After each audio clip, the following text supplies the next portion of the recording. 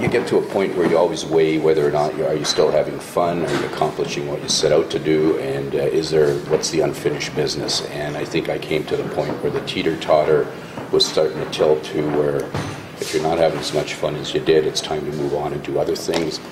And certainly travel, intend to do a lot of travel.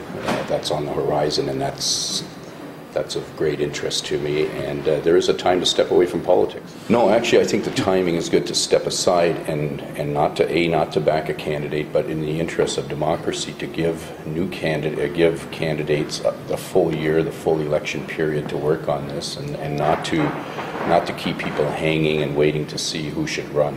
No other political interest or other endeavors on the horizon.